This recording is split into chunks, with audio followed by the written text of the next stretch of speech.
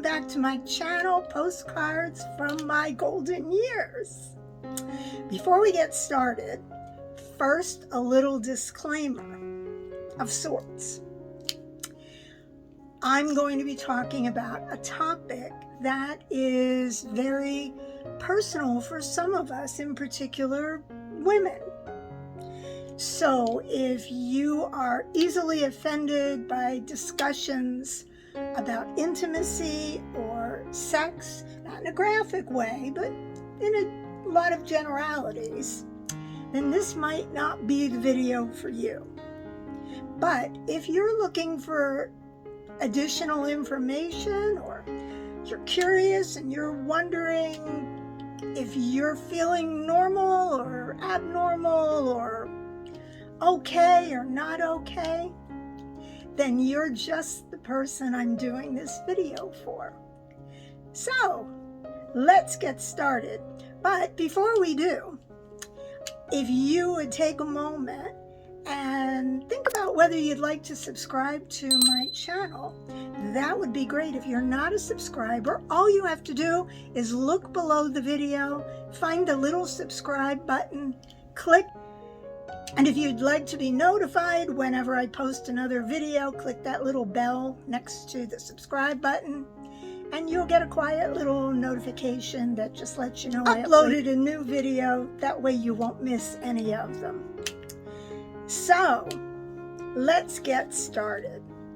So I follow some Facebook groups, and one of them is a Facebook group that is primarily made up of women who are taking bioidentical hormones. Some of us refer to it as BHRT. And one of the women happened to have posted a question, and she is in her, I think she was in her late 50s or early 60s. And she said, are you other women, are you all having sex, or are you done? I mean, is it normal to not have an interest in sex? One of the reasons I believe it came up is because one of the bioidentical hormones that many of us take is testosterone. And although it's great for strengthening your bones, one of the benefits of testosterone is that if you have little or no libido, it raises your libido to levels that you may have felt when you were a teenager or in your 20s. So here was a woman who was not feeling interested in sex, and she was about to embrace a path on to bioidentical hormone therapy, and wasn't sure that she should take the testosterone because she thought, well, if I don't care about sex anymore, why should I take it? Well, I think that's a personal opinion as far as whether she wants to have sex or not. I'm certainly not going to judge anybody. I have been using bioidentical hormone therapy for at least 15 years. And so I am familiar with the benefits of not just testosterone, but also additional estrogen.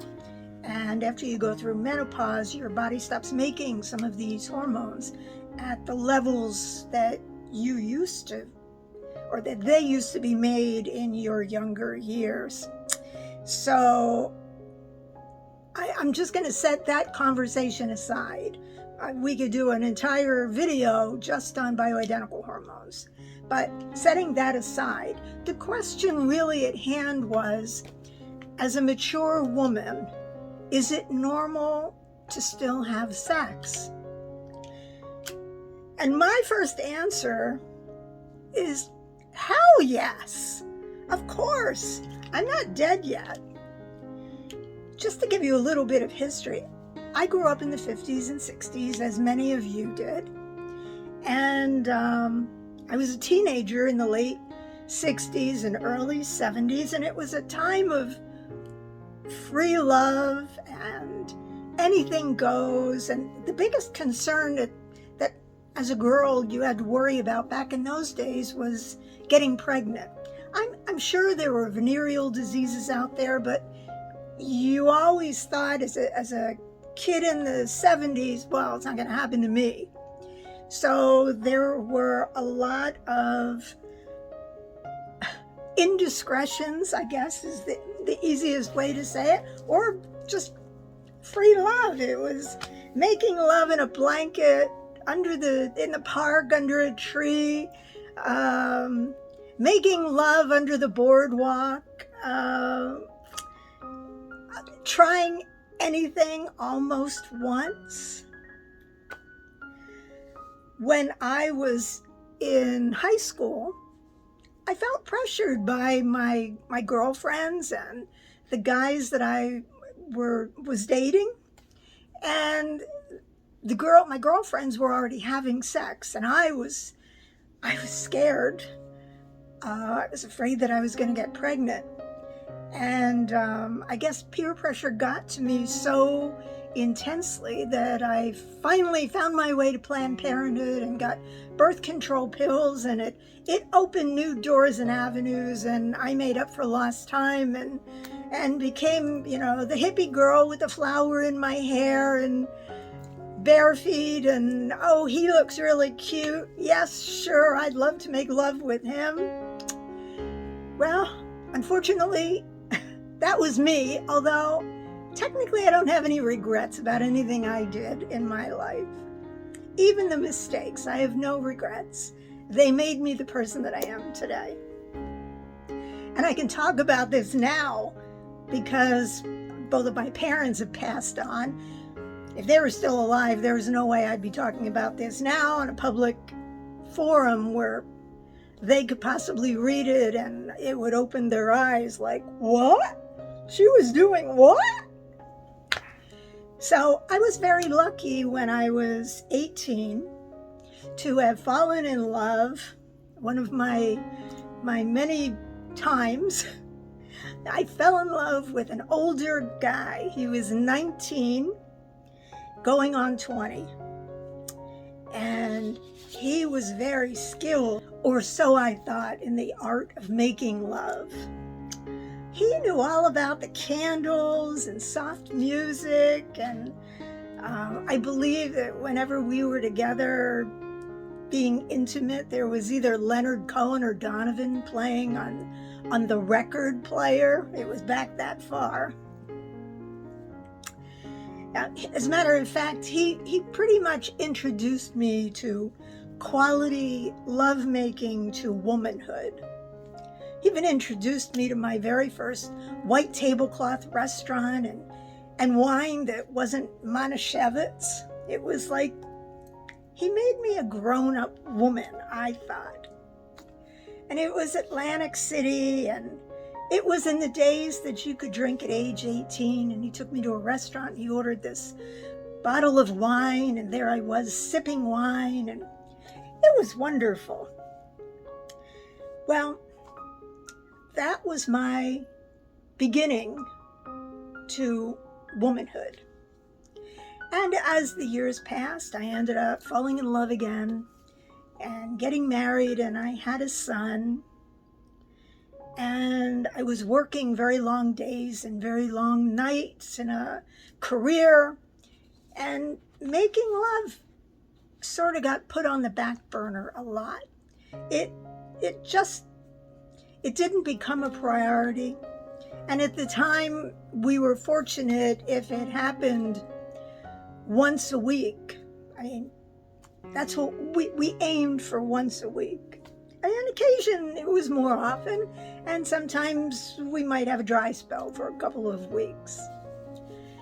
So that marriage lasted over 25 years, and when that marriage ended and I eventually found my second husband, he had divorced his first wife because she would not have sex with him on a regular basis. And I thought, well, okay. By this time, I had sort of retired professionally, and we were doing a lot of traveling, and I expected that he had this healthy appetite for sex and we'd be making love like rabbits.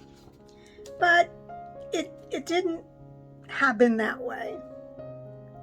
And by this time, we were well into our 40s, and it sort of settled into a very comfortable sex life. It was sort of when we got around to it, maybe a couple times a month, maybe.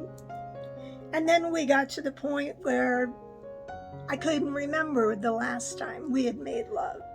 What had started as once or twice a week turned into once or twice a month, and then into maybe once a year, and then I couldn't remember.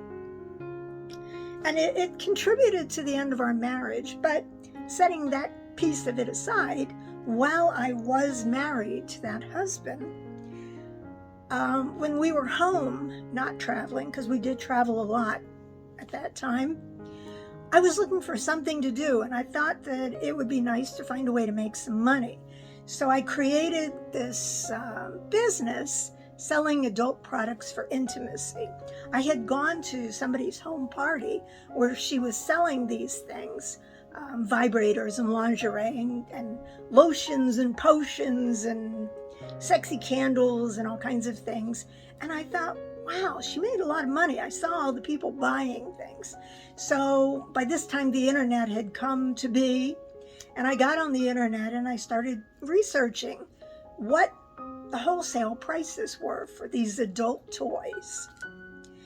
And when I realized that there was this crazy markup, 100, 200, in some cases, 500% markup, I thought, hey, I could do this. I'll bet it would be fun if I created my own home party line and I would sell those adult products to other people. So I made contact with a company in China, and I told them I was interested in starting this business. And I asked them what their best-selling products were. And so they said they would send me a box of samples of their best products. Now, I hadn't discussed any of this with my husband. I simply worked it all out online with this Chinese company, and one day the UPS guy shows up, or actually it was some other carrier, freight carrier, shows up with this giant box from China. And we open the box, and what's inside? Every kind of sex toy and gadget you could possibly think of. Now, I should stop here and tell you, I had never used sex toys or vibrators. I had never used any of this stuff before.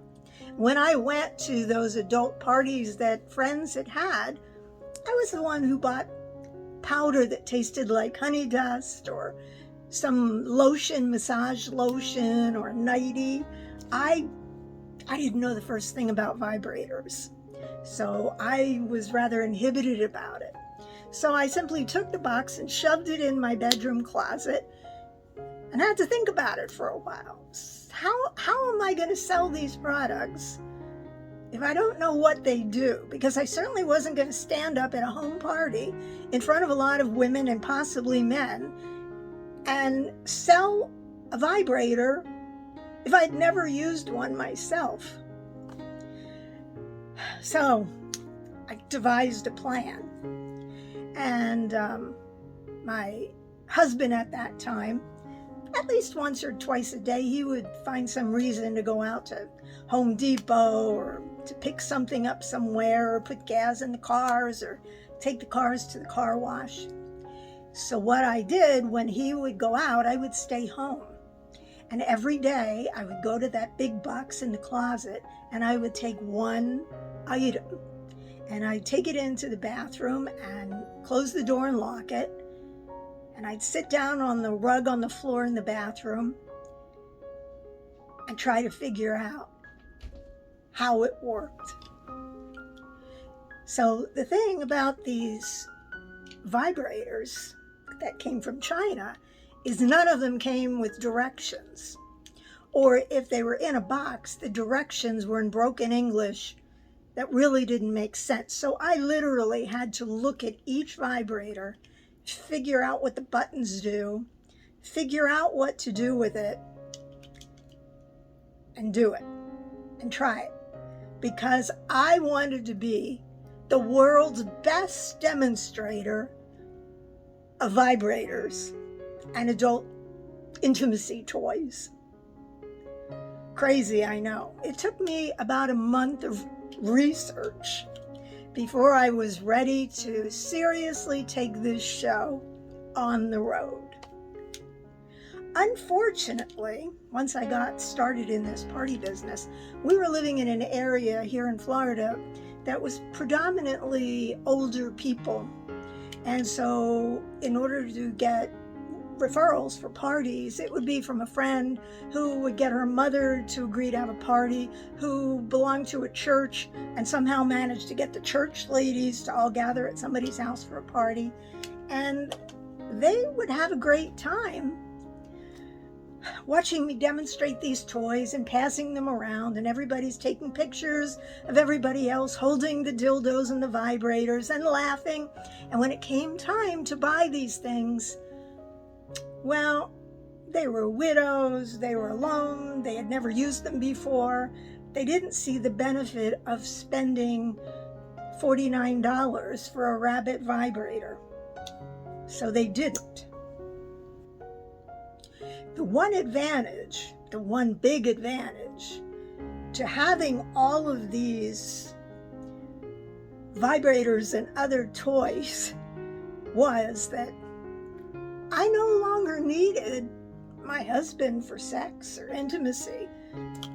If he didn't want to make love with me, no problem.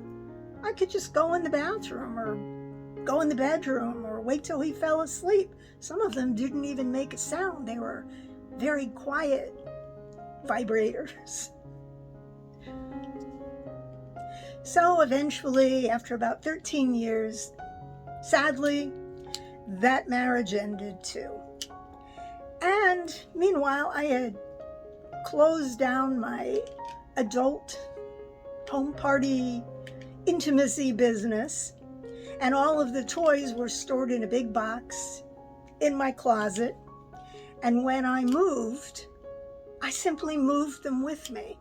And I think I moved maybe 6 times in about 6 years. And every time I moved, I took those boxes, or the big box, with me. Finally, when I was about to move in with my current and final husband, I saved the best for last. I always have to throw that in. But when I got to the point where he had asked me to move in with him, I still had those boxes of vibrators. And truthfully, who needs 37 rabbit vibrators? If anything, I only needed 1. So I was packing up my townhouse and sending things over to Goodwill. And I didn't know what else to do with the vibrators. I couldn't sell them online, although I did try. I tried selling them on eBay, and eBay had problems with people selling them, and PayPal had problems accepting payments for people buying adult toys on eBay. So frustrated and not having the space to carry these on with me onto my husband's condo that I was moving into, I had a few giant boxes of clothing that I was going to drop off at Goodwill. And I took the boxes of rabbit vibrators and I stuffed them in the middle of a bunch of boxes that I was going to drop off at Goodwill. Boxes had towels in them, clothes, you name it, and buried in the center of each one, just like chocolate filling in a donut, was a whole bunch of rabbit vibrators. Could you imagine the face, the expression on the faces of these people in Goodwill as they're opening the boxes, going through things to sort them to put out on the shelves, and suddenly they come across 37 rabbit vibrators. I love it. But what else was I going to do with them? So fast forward to the present. My husband and I are both in our mid-60s, over 65. And we have a very active sex life. And I am very fortunate to be married to a man who has a very high libido and doesn't need little blue pills. Thank you, God. But even if he did, I'd be fine with it. It doesn't matter what it takes. But fortunately, we're very lucky. And we have no kids that live at home. All of our kids are grown up and scattered around the country. So, we can be as spontaneous as we like.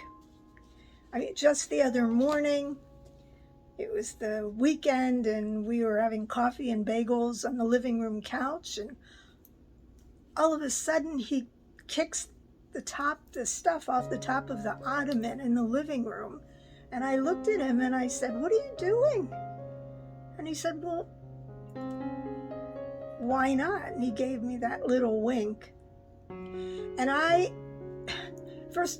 we live in a little house here in Naples, and we have double French doors in the front of our house. And so the living room, the French doors open right into our living room. So anybody standing out on the front porch could look right inside and see what's going on in our living room, in the dining room, in the kitchen. So I'm still seeing this little twinkle in his eye. And I'm picturing, I think it was a Saturday, so delivery people still come. I'm picturing us on this ottoman, two people who have gained 20 pounds in the last 5-10 years, frolicking nude on top of an ottoman, and the FedEx guy shows up at the door. This is what's going through my mind. So fortunately, I convinced him the living room was definitely not the place, at least not in the daylight, not when delivery drivers can still show up. So when you're in your 60s and you want to make love, it's a little bit like when you were in your teens or 20s or 30s, especially if one of us is taking testosterone to keep our libido up and the other one naturally has a high libido. Works out pretty good. So when you're in your 60s, particularly if you're dealing with some vision issues, sometimes you can't see things up close as well as you could when you were in your 20s and 30s. And I used to be one of those, let's only do it in the dark babes. Now I find it a whole lot easier in the daytime because you can see where everything is. He can see where everything is. And you spend a little bit more time grooming because after all, in your 60s, the experience is more about quality than it is about quantity. So, and especially if you know you've got a few extra pounds, you want to sort of find a way to camouflage them if that's even possible. But I find I like making love in the daytime better than the nighttime because we can find each other easily. You don't have to worry about where's your elbow, where's your leg, and oh my God, is it in? No, that's his foot caught in a sheet. You name it, anything can happen in the dark. So I think the key to having a good sex life when you're a mature adult, whether you're in your 50s or 60s, 70s, 80s, 90s, is keeping things interesting. Keep the light glowing. Keep that spark. Don't turn into roommates. I'm very fortunate in that I am married probably to one of the most romantic men I have ever met. I used to think he was like that when we were dating, but so were my first two husbands. And I used to think, okay, this is just going to be while we're dating. And as soon as we get married, all that romantic stuff, that's just going to wear off because he got me. But no, my husband, very, very romantic. for Valentine's Day, he decided to get me a book. In addition to some beautiful roses, he got me this very nice book, 101 Nights of Great Sex. He said he heard Gwyneth Paltrow talking about the book. So what is the book? Well, it's 101 scenarios that you can play. For example, you rip out one of them. You open it up, and it tells you what to do. It tells you what the ingredients are, what to wear, how to set the stage, and then it gives you step-by-step instructions on how to get it started. So this first one is called Love It, Rip It. This is the first one I pulled from the book. And for this one, the idea was that you put on a really short sweater and you put on a pair of fishnets and some really high shoes. So I did that. And he was sitting in his office working one evening, and I just walked in there with my little short sweater and my little fishnets, and I bent over by the closet that was kind of across from his desk, and I said, "Oh my gosh, what did you drop?" And of course, you know, he got the exposed view or whatever, and he just followed me right into the bedroom. And then before you go there, you put a little hole in the fishnet. And when he gets to the point where he wants to rip the fishnet off, you say, "Oh, do you like it? Rip it." And then he rips the fishnet off. And you can figure out the rest. So this is just one example of one of the things that we've done from this book. But it's very important to keep things alive, even if you're not involved with a partner. This is a vibrator. Now, we bought this in Paris, at a cute little adult store in Paris near the Moulin Rouge. So it almost has this like French mystique to it. But technically, I don't need him to use this. And then one of the Real Housewives, I believe it was the Housewives of New York, started selling this little one that you wear on a chain. So, and then you're always at the ready, anytime. So there's no reason that just because you're a certain age, you have to say, sex, no, I'm done with that. That's no longer a part of my life. If you enjoy sex, if you enjoy intimacy, even just yourself, why stop? Why say no? I say yes. Some women will say, "I'm very self-conscious about my body. I put on a few pounds and I'm uncomfortable being naked in front of my partner." You know, I asked my husband a couple of weeks ago. I've put on about 20-25 pounds since we've been together. And some of it I know involves my hormones, and we were trying to lose weight. But nevertheless, there's an extra 20-25 pounds that wasn't there when we fell in love with each other, on him as well. And I said to him, "Do you still find me attractive?" And he said, "Absolutely." And I said, "'Cause, I put on this extra weight and, I feel like maybe I'm disgusting." And he said, "Look at me. I don't have a six-pack body anymore. I put on probably the same amount of weight that you put on." So we're at a point in our lives where we love each other immensely. And it doesn't matter if we don't have trim little 20-year-old bodies. We have each other. We have the interest. We are capable of performing the act, so why not? So, and that's really my feeling. I don't think you're ever too old to want to have intimacy, to want to be close with someone. And I have every expectation that my husband and I will be making love until we die. One of us may get senile and we end up in the nursing home, and he's got my permission to have his way with me anytime. And I'm sure if he's in the nursing home, he'd be happy with me hopping on top anytime I feel like it. So if the question has come to your mind, sex, now that we're in our 50s or 60s or 70s, never say never. Never say no. Think about it. Would you really like to spend the rest of your life without it?